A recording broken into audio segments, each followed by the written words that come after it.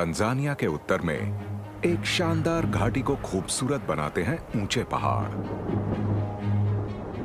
जिसकी दीवारें सदियों पहले पृथ्वी की सतह के खिसकने से बनी थीं।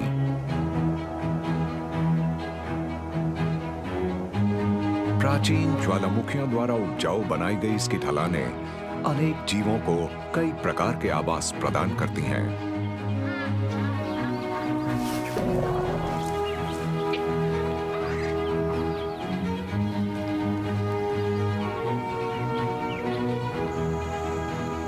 और यह है इसका मुख्य आकर्षण, जो सूखे के दौरान भी पानी से भरा रहता है। ये है lake मन्यारा national park.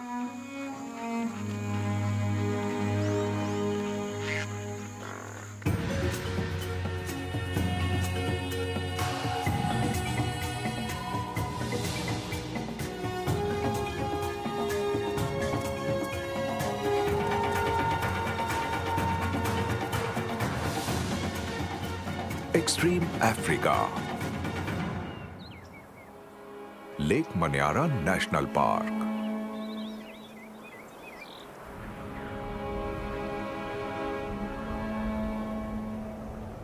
East Africa की धरती एक जियोलॉजिकल फिनोमिनन यानी भूवैज्ञानिक घटना से बनी है, और ऐसी जगह दुनिया में और कहीं नहीं है। 3 करोड़ साल पहले पृथ्वी के क्रस्ट के नीचे पिघली हुई चट्टान के ऊपर उठने से ग्रह की सतह खिसकनी शुरू हुई, जिससे कॉन्टिनेंटल अफ्रीका कई हिस्सों में बंट गया। कई सदियों तक टेक्टोनिक प्लेट्स के स्प्लिट होने से 2 फॉल्ट जोन्स पर चट्टानों में दरार आई और जमीन 2 हिस्सों में बंट गई, जिससे ऊंचे पहाड़ और गहरी घाटियां बनी, जो लगभग 6000 किलोमीटर तक फैली हैं। इसे ग्रेट रिफ्ट वैली कहते हैं, और ये भूवैज्ञानिक निशान इतना बड़ा है कि अंतरिक्ष से भी देखा जा सकता है। कभी फॉल्ट जोन्स के किनारों पर मौजूद ज्वालामुखियों से पिघला हुआ लावा निकलकर इस रिफ्ट के सरफेस पर आता था, और ये रिफ्ट अब भी सक्रिय है। जहां भी ज्वालामुखी फटते हैं, उनके कॉस्टिक वातावरण में सिर्फ सबसे ज्यादा विशेष प्रजातियां ही जीवित रह पाती हैं। पर जहां इरप्शंस बहुत पहले थम चुके हैं, वो राख जो कभी पूरे इलाके में फैली थी, अब महाद्वीप की सबसे उपजाऊ मिट्टी में से एक है। इसीलिए लेक मन्यारा नेशनल पार्क की ढलानें बेहद उपजाऊ हैं।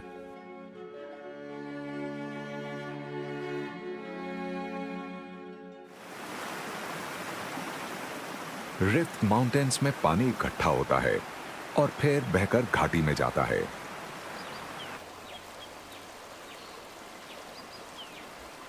नीचे जाते हुए वो विभिन्न आवासों का पालन पोषण करता है,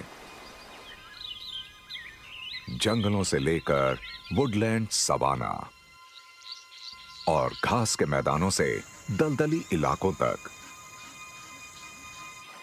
आखिरकार वो घाटी की तलहटी में एक बड़ी झील में पहुंचता है।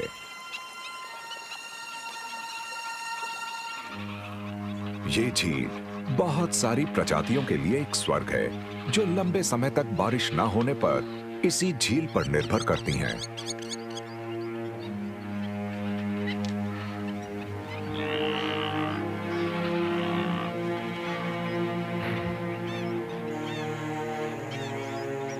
इस घाटी में इस झील से दूर भी बहुत जीवन मौजूद है।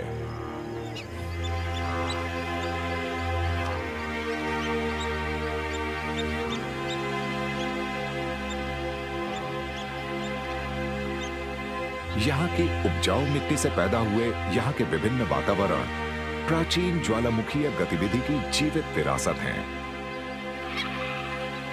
ये बहुत सारी प्रजातियों के घर हैं। कुछ प्रजातियां कुछ खास जगहों पर रहने के लिए ढली हैं, जबकि कुछ दूसरी किसी भी मौके का फायदा उठाना जानती हैं। उनके लिए पार्क की विविधता का मतलब हर रोज पेट भर खाना होता है।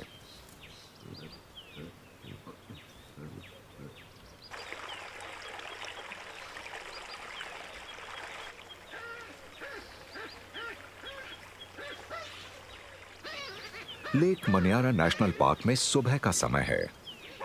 ऑलिव बबून्स का एक झुंड अपने रोज के सफर पर निकलने से पहले घाटी की तलहटी पर इकट्ठा हुआ है।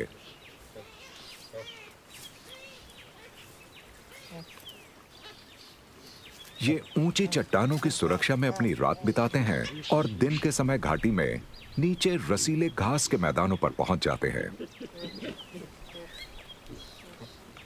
इस झुंड में 60 सदस्य हैं और इनकी संख्या बढ़ रही है।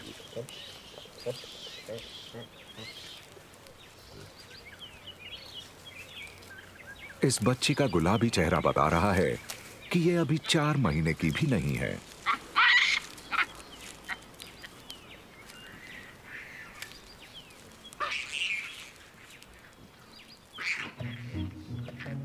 और इसमें अभी से पेड़ पर चढ़ने के लिए जरूरी ताकत और तालमेल दिखने लगा है।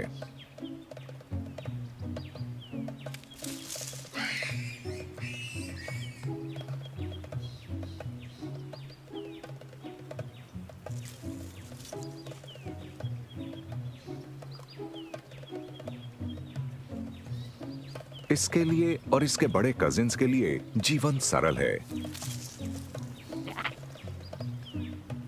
जिस वक्त ये खेल रहे हैं, इनके सीनियर्स अपने पसंदीदा काम में मग्न हैं, ग्रूमिंग।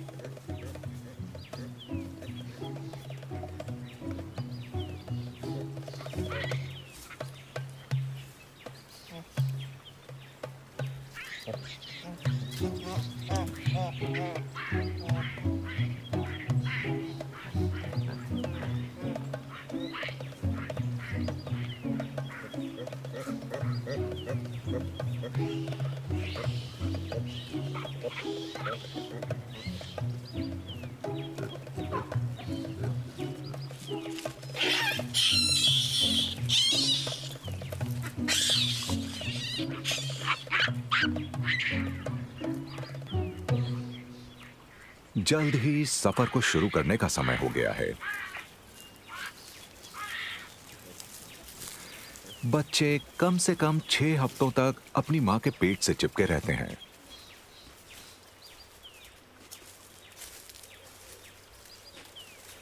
बारह हफ्ते के होने तक वो जॉकी स्टाइल में बैठने लगते हैं ताकि खेल कूद के लिए अपनी ऊर्जा बचा सकें।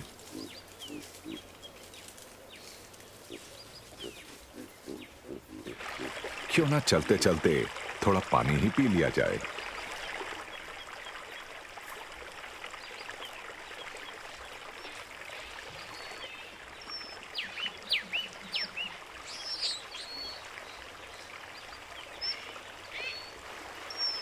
घाटी की तलहटी में मौजूद ये पानी 600 मीटर ऊंचे पहाड़ों से बहकर नीचे आता है। अब जब सूखे का दौर अपने चरम पर है, पार्क में जीवन के लिए ये पानी बहुत अहम है। अगर ये पानी नहीं होता तो बहुत से जीव जीवित ना होते। कुछ जगहों पर यह धाराओं के रूप में बहता है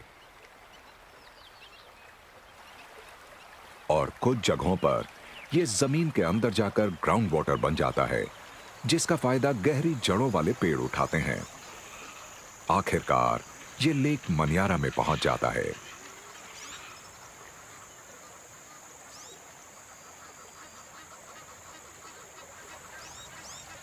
पहाड़ से बहकर आने वाला पानी सबसे पहले तलहटी में पहुंचता है और यहां की वनस्पति को घना और हरा भरा बना देता है।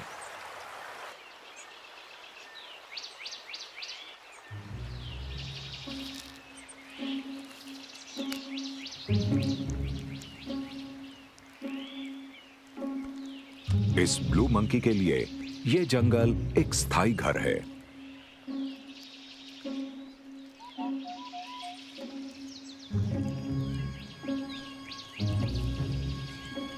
जब यह और बड़ा होगा, तब यह मादाओं के झुंड पर नियंत्रण पाने के लिए दूसरे नरों को चुनौती देगा। फिलहाल ये दूसरे ब्लू मंकीज के इलाकों के बीच घूमता हुआ अकेला रहता है।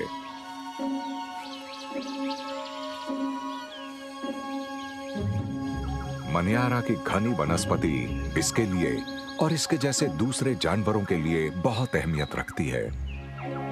ब्लू मंकीज पार्क की ट्रॉपिकल धूप को ज्यादा देर नहीं झेल पाते हैं।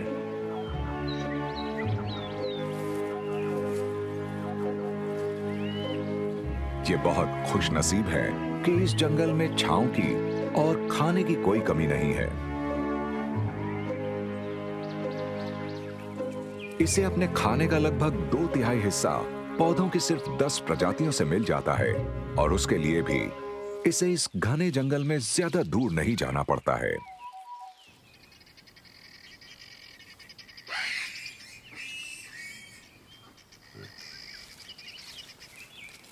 बबून्स के लिए चीजें बहुत अलग होती हैं।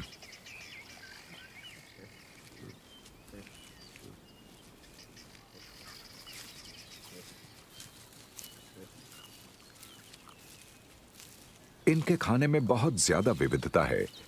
ये अपने सफर के दौरान मनियारा के अलग अलग आवासों से गुजरते हुए सभी खाने लायक पौधों को खाते हुए जाते हैं और इनको अपने पसंदीदा खानों में से एक मिल गया है।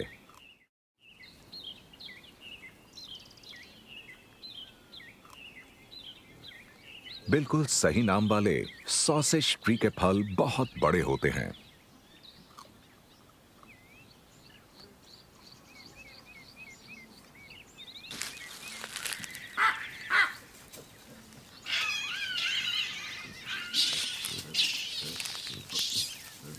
यहां तक कि 5 सेंटीमीटर लंबे कैनाइन्स वाले नर का मुंह भी पूरा भर जाता है।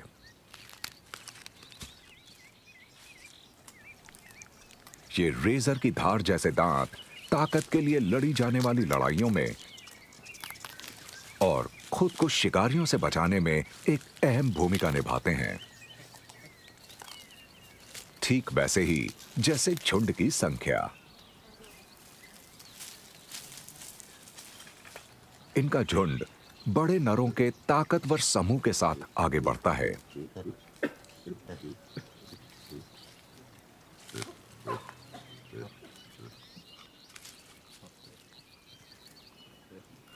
ये अपने बच्चों की रक्षा करने के लिए साथ साथ रहते हैं।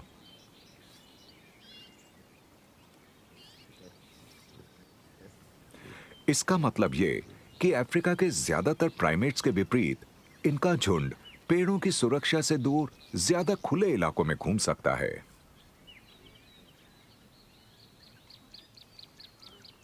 पर बबून्स को हर वक्त सतर्क रहना पड़ता है। यहां आसपास तेंदुए मौजूद हैं।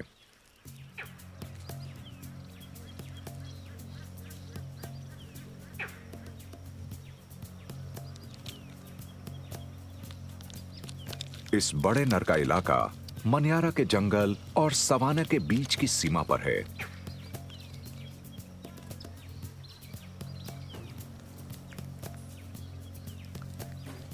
ये लगभग अपना पूरा जीवन अकेला ही गुजारता है।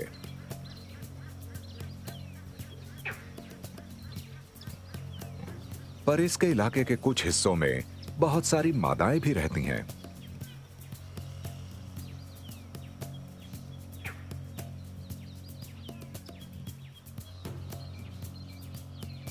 ये अपने वैंटेज पॉइंट से संभावित प्रजनन साथियों और प्रतिद्वंद्वियों को अपनी पोजीशन के बारे में बताता रहता है।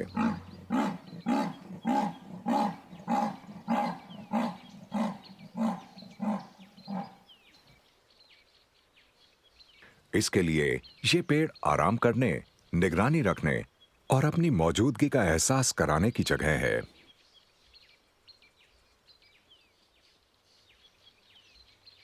पर पार्क के बहुत से दूसरे जीवों के लिए इस उपजाऊ मिट्टी में उगने वाले पेड़ों की अहमियत बहुत सीधी सादी सी है।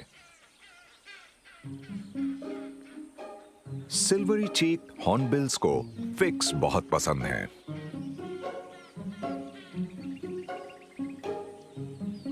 ये नर और मादा की जोड़ी खाने की तलाश में पेड़ों के ऊपर भटकती है।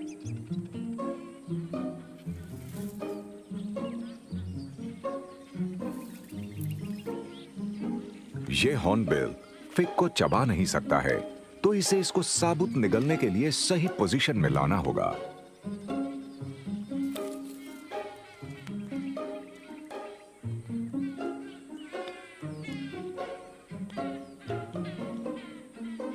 पर यह करना इतना आसान भी नहीं होता है।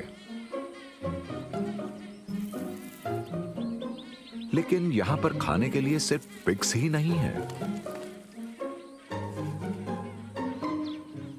बहुत से दूसरे पक्षियों की तरह हॉर्नबिल्स कीड़े खा लेते हैं। और लेक मनियारा नेशनल पार्क में कीड़ों की कोई कमी नहीं है।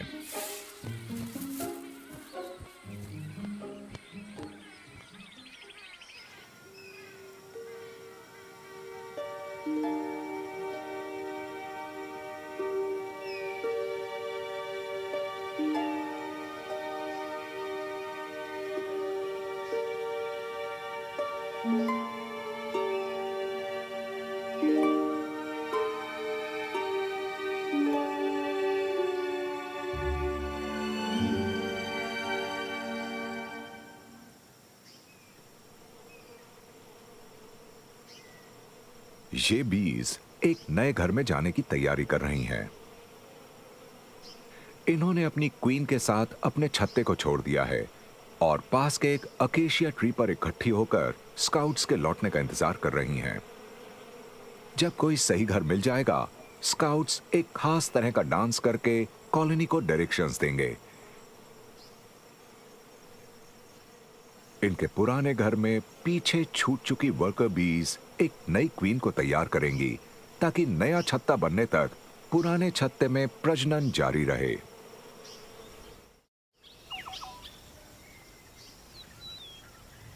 इस तरह के अकेशिया के पेड़ तलहटी के जंगलों और घाटी के तलहटी के घास के मैदानों के बीच सवाना वुडलैंड्स में बहुत अधिक संख्या में पाए जाते हैं। यहां लेक से दूर सतह पर मौजूद पानी बहुत कम है, खास तौर पर अब जब हर तरफ सूखा है। पर अकेशिया की गहरी जड़ें ग्राउंड वाटर तक पहुंच जाती हैं। ये पेड़ पार्क के एक और प्राइमेट को बहुत पसंद है।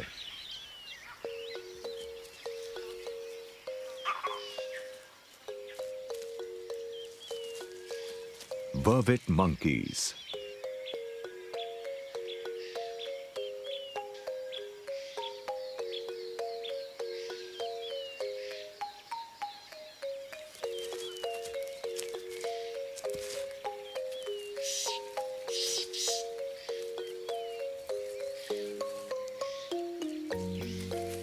इन युवा बंदरों ने इस पेड़ के नुकीले कांटों से बचकर निकलना सीख लिया है।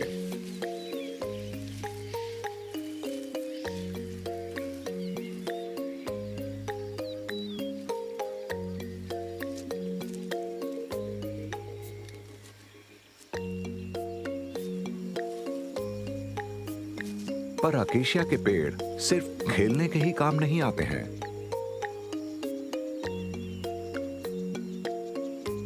ये सूखे के दौरान नए पत्ते और फूल पैदा करते हैं जिनको मंकीज खाते हैं। बबून्स की तरह वर्विट्स ऑपर्चुनिस्टिक ओमनिवोर्स हैं और कई तरह की चीजें खाते हैं।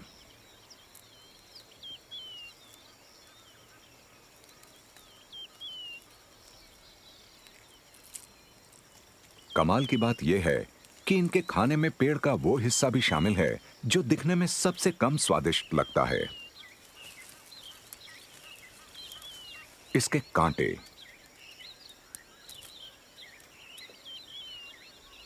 इनको तोड़कर और इनके न्यूट्रिशियस बेस को खाकर ये मंकीज इस पेड़ के अकेले डिफेंस मैकेनिज्म यानी रक्षा तंत्र को भोजन के एक स्रोत में बदल देते हैं।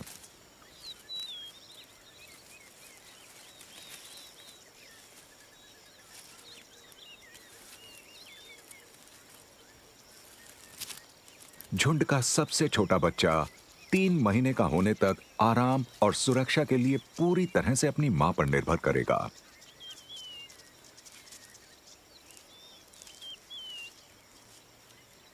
पर यह खोजबीन करने का कोई मौका नहीं गंवाता है।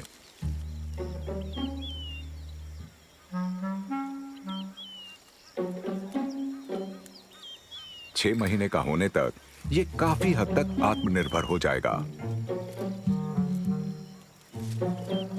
फिलहाल इसकी मां इसे ज्यादा दूर नहीं जाने दे रही।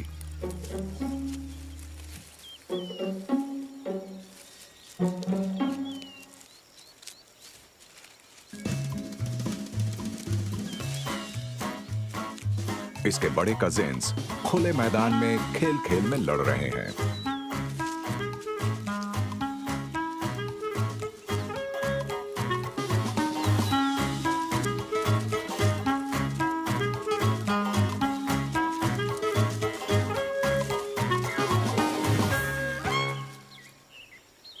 बबून से विपरीत बर्वेट्स खुद को बड़े शिकारियों से नहीं बचा पाते हैं और पेड़ों की सुरक्षा से ज्यादा दूर नहीं जा सकते हैं। ये हर तरफ से आने वाले खतरों पर नजर रखते हैं। बर्वेट्स के पास विभिन्न प्रकार के खतरों के लिए कम से कम 5 अलग वार्निंग कॉल्स हैं और इन्होंने दूसरी प्रजातियों से आने वाली चेतावनियों को समझना भी सीख लिया है।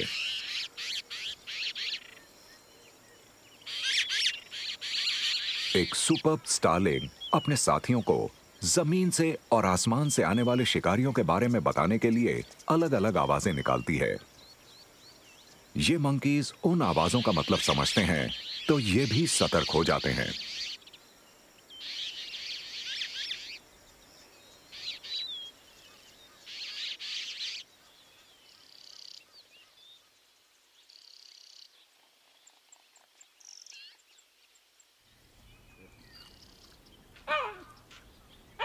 मंकीज के मुकाबले कहीं ज्यादा बड़े परिवार वाले बबून्स के पास पहरेदारों की कोई कमी नहीं होती है।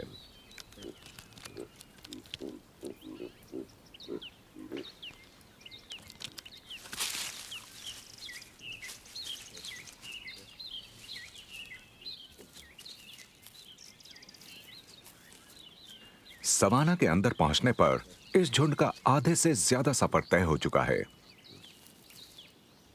ये भी अकेशिया से मिलने वाली हर चीज का भरपूर फायदा उठाते हैं। बच्चे फलियां, पत्ते और फूल सब कुछ खाते हैं।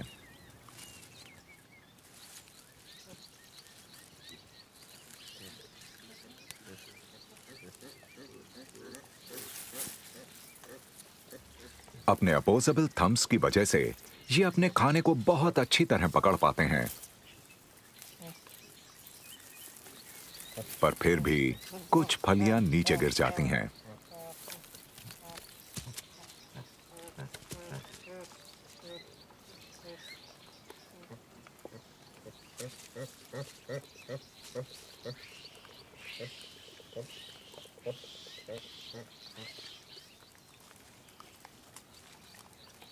क्योंकि ये बहुत सारी चीजें खाते हैं, इनके पास अपना पेट भरने के लिए बहुत सारे विकल्प होते हैं।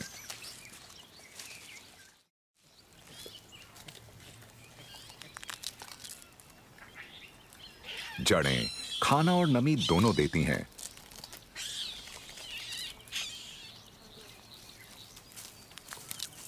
और अनुभव ने इन अडल्ट्स को सिखाया है कि किस पौधे का कौन सा हिस्सा खाने के लिहाज से सबसे अच्छा है।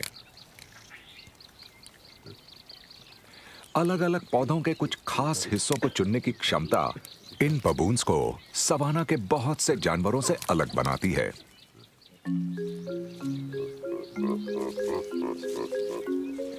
जब तक झुंड खा रहा है, तब तक दोपहर का एक ग्रूमिंग सेशन तो हो ही सकता है।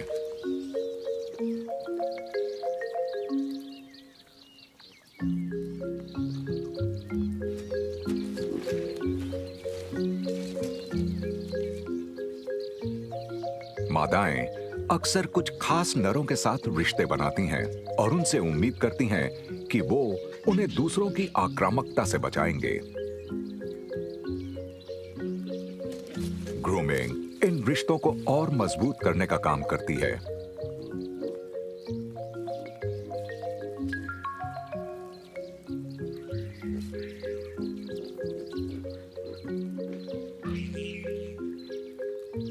पर इनकी ग्रूमिंग इस छोटी पिग फेस्ड बेबी को बोर कर रही है। यह आसपास की दुनिया के बारे में जानने के लिए ज्यादा उत्सुक है।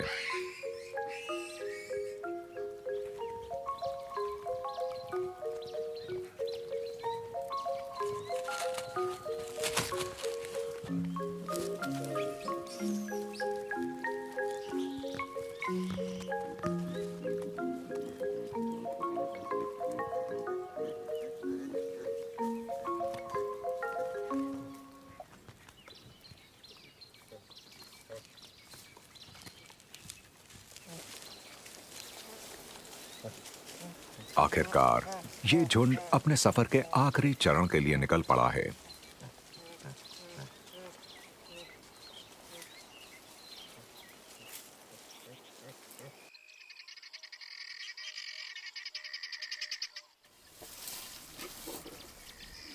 बबून्स के जाने के बाद हाथियों का एक परिवार उनके द्वारा छोड़ी गई फलियों को बहुत ध्यान से इकट्ठा करता है।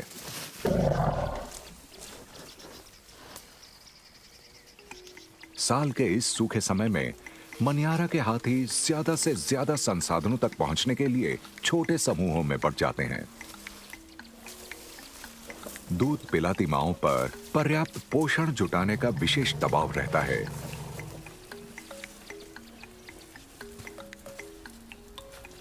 एक छोटा बच्चा हर रोज 10 लीटर से ज्यादा दूध पीता है।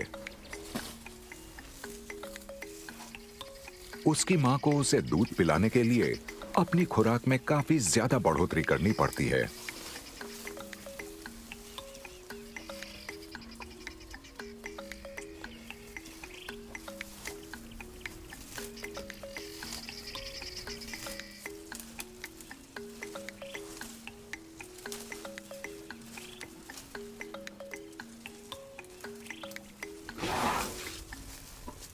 बबून्स की तरह हाथी भी कई अलग अलग चीजें खाते हैं, तो इस युवा मां को जो भी मिलेगा उसे खा लेगी।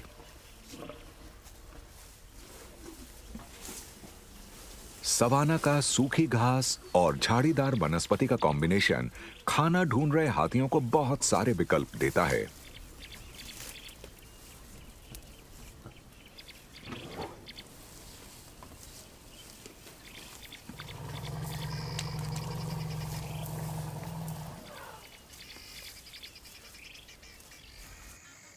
पर पार्क में चरने वाले जानवरों के लिए लेक के इर्द गिर्द के मैदानों में ज्यादा अच्छा खाना मिलता है। यहां पर कई महीनों तक बारिश न होने के बावजूद कुछ बड़े हिस्से हरे भरे रहते हैं।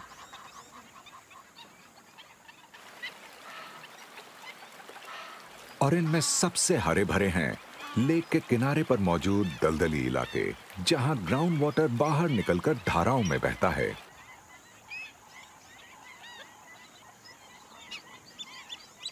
और इसी वजह से यहां के पौधे और जल्दी बढ़ते हैं। सूखे के महीनों में भैंसों को उनके खाने का 60% हिस्सा इसी इलाके से मिलता है। इस समूह के बूढ़े बुल्स को उनके झुंडों से निकाल दिया गया है, क्योंकि वो जवान नरों से प्रभुत्व के लिए मुकाबला नहीं कर पाए थे। अब ये इस दलदली इलाके में भटकते हैं और झुंड से निकाले गए ये नर एक दूसरे के साथी हैं और इन सब का साथ देती हैं कुछ कैटल ईग्रेट्स। ये पक्षी भैंसों की मौजूदगी का भरपूर फायदा उठाते हैं। ये उन कीड़ों को खाते हैं जो इन विशाल शाकाहारियों के चलने से बाहर आ जाते हैं और उनकी पीठ को वेंटेज पॉइंट्स की तरह इस्तेमाल करते हैं। दलदली जमीन में रिस रहा पानी पहाड़ियों से होता हुआ अपने सफर के आखिरी चरण में पहुंच रहा है। जो यहां पर अब्सॉर्ब नहीं होगा वो लेक मनियारा में पहुंच जाएगा, जो पार्क का मुख्य आकर्षण और जीवन का प्रमुख केंद्र है।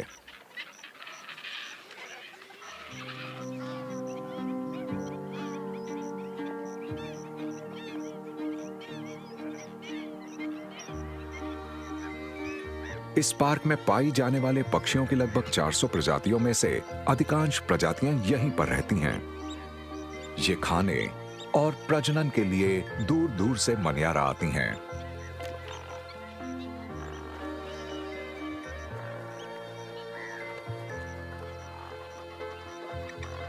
लेक पर बहुत बड़ी वाटर बर्ड्स का आना जाना लगा रहता है, पर इनमें 2 प्रजातियां प्रमुख हैं।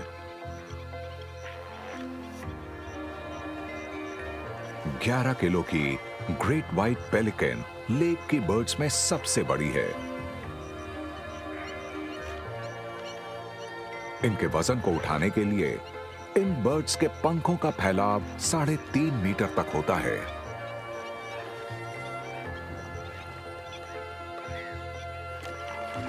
इनके दिन का एक चौथाई हिस्सा खाना ढूंढने में और मछलियों को अपने पाउचेज में भरने में बीतता है। ये बर्ड्स मिलजुल कर काम करने के लिए मशहूर हैं। ये मछलियों को कम गहरे पानी में ले जाती हैं ताकि उन्हें पकड़ने में आसानी हो।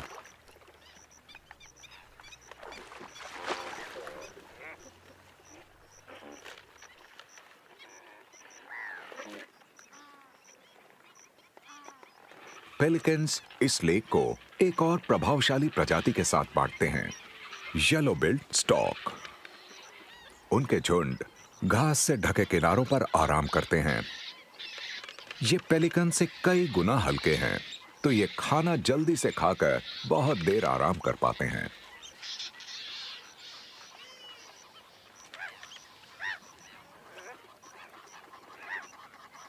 कम गहरे पानी में चलते हुए स्टॉक्स लेक बेड को हिलाते हैं, जिससे शिकार हिलने डुलने लगता है।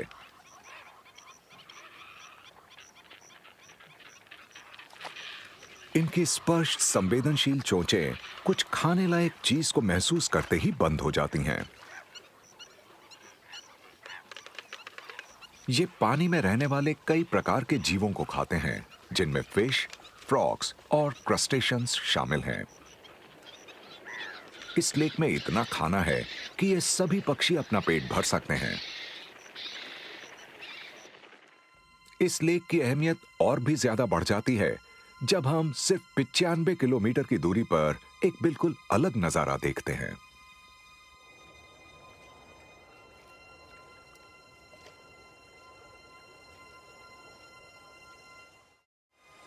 Lake Natron.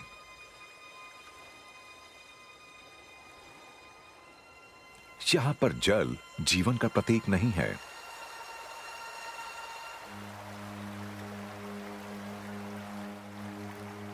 लेक मनियारा की तरह नेट्रॉन में पानी आसपास के ऊंचे इलाकों से बहता है।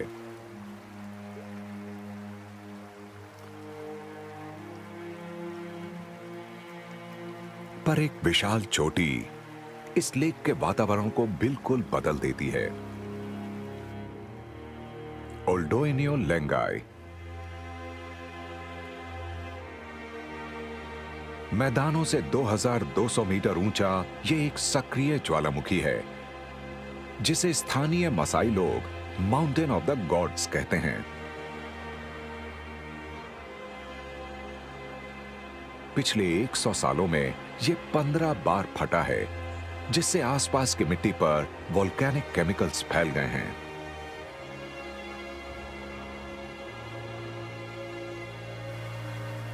यहां जमीन के ऊपर और नीचे बह रहा पानी इन केमिकल्स को लेक में ले जाता है। बहुत ज्यादा इवेपोरेशन की वजह से इतना ज्यादा सॉल्ट पीछे छूट जाता है कि लेक का पानी मांस को गला देता है।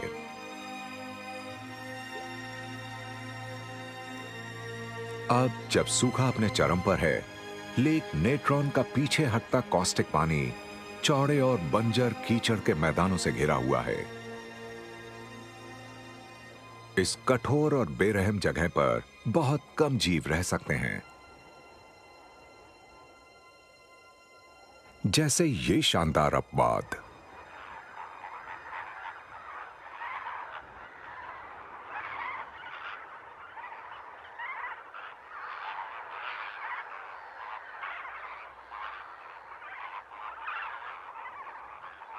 फ्लेमिंगोज।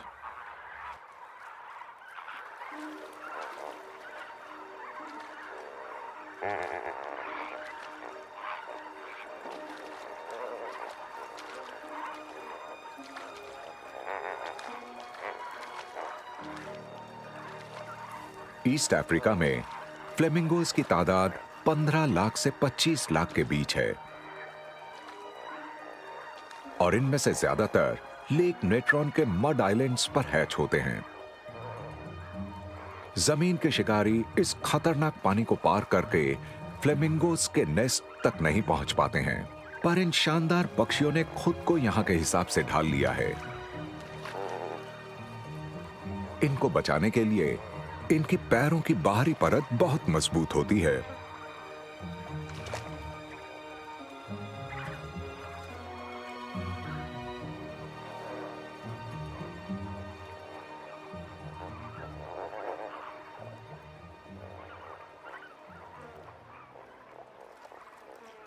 फ्लेमिंगोस माइक्रोस्कोपिक एल्गी को पानी में से फिल्टर करके खाते हैं।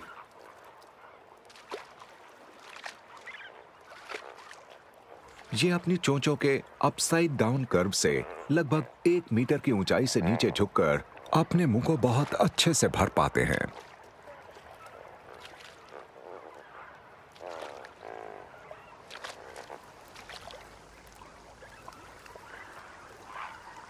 कुछ जगहों पर लेक का कोरोसिव पानी जमीन के नीचे से निकलता है और बहुत ज्यादा गर्म होता है।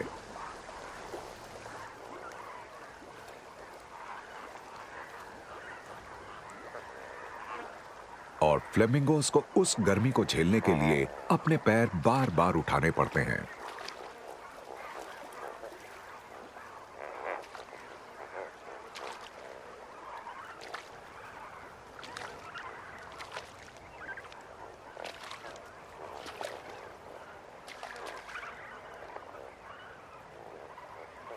ये बड़ा झुंड अपनी सभी जरूरतों को पूरा करने के लिए दिन में लगभग 12.5 घंटे तक खाता रहेगा।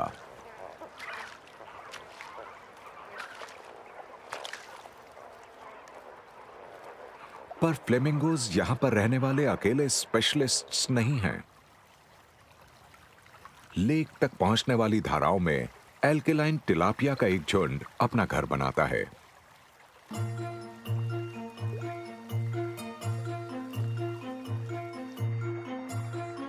ये कम ऑक्सीजन वाले कॉस्टिक पानी में जिंदा रहने के लिए खास तौर पर अडेप्टेड हैं।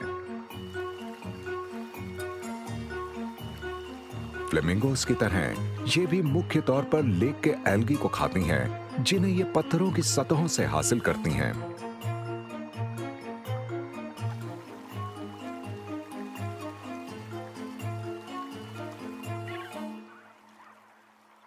ये दो बहुत अलग जीव वहां फल फूल रहे हैं जहां बहुत कम जीव जिंदा रह सकते हैं, और इनकी कामयाबी की वजह इनकी विशेषता है।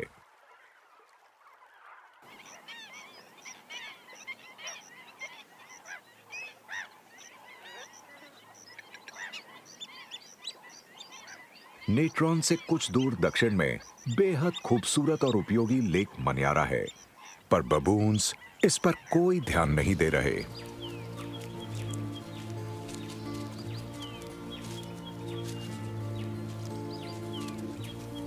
ये सुबह से चल रहे हैं और अब अपनी मंजिल पर पहुंचने वाले हैं। इनके लिए घाटी की तलहटी का सबसे बड़ा आकर्षण ये हरे भरे घास के मैदान हैं।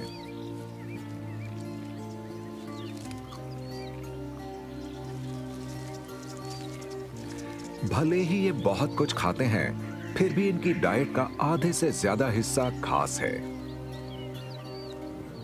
और इस लंबी घास के बीच में कुछ ऐसा है जो इनको बहुत पसंद है, मकड़ी के जाल। इन्हें ये खाना क्यों इतना पसंद है, ये अभी तक कोई नहीं समझ पाया है। ऐसा हो सकता है कि बबून्स रेशम का नहीं बल्कि जाल में फंसी चीजों का स्वाद लेते हों।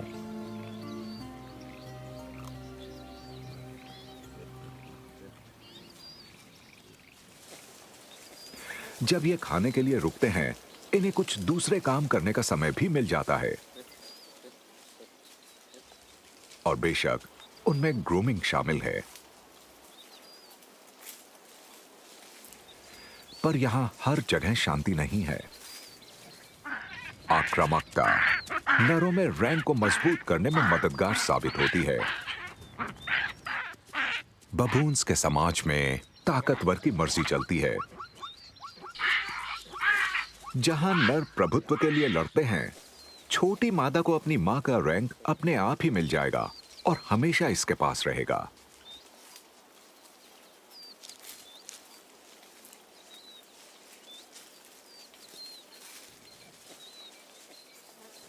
हमेशा की तरह ये झुंड शिकारियों पर नजर रखता है और जल्दी ही दूसरे भी इसका फायदा उठाना चाहते हैं।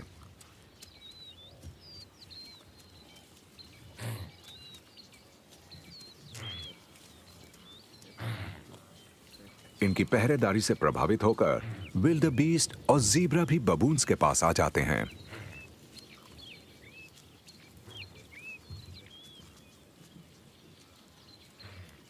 प्राइमेट्स अच्छी तरह से जानते हैं कि घास से उन्हें जो चाहिए वो कैसे मिलेगा।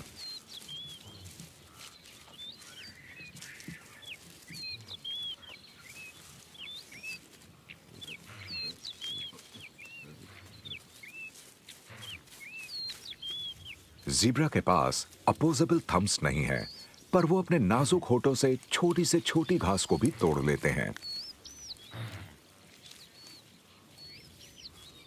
ज़ीब्रा ने खुद को कई प्रकार की घास खाने के लिए ढाल लिया है, जबकि विल्डेबीस्ट सिर्फ छोटी नरम घास खाते हैं। ये दोनों चरने वाले जानवर बबून्स के साथ का ज्यादा से ज्यादा फायदा उठाते हैं। रात होने पर झुंड को यहां पर खतरा होगा, तो एक बार पेट भर जाने के बाद ये घाटी की सुरक्षित पहाड़ियों की तरफ का अपना वापसी का सफर शुरू कर देते हैं।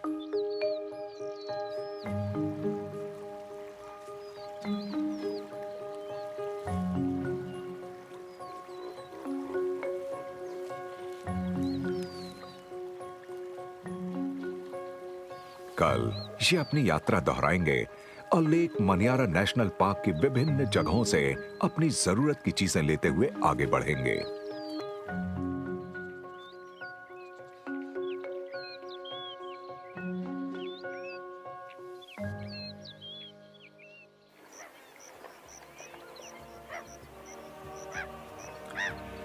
लेक मनियारा की हरी भरी घाटी अतीत में हुई उथल पुथल की जीती जागती निशानी है।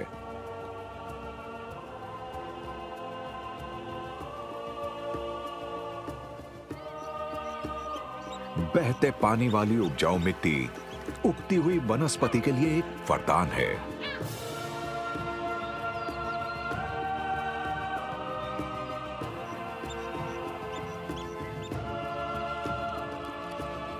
यहां रहने वाले अनेक जीवों को खाने और आश्रय की कोई कमी नहीं होती है।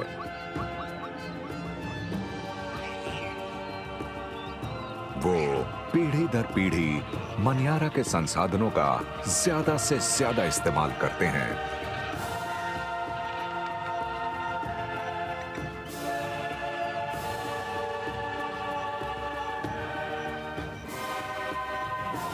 इस घाटी के पहाड़ों, मैदानों और झील को यहां के जीवों का स्वर्ग कहना गलत नहीं होगा।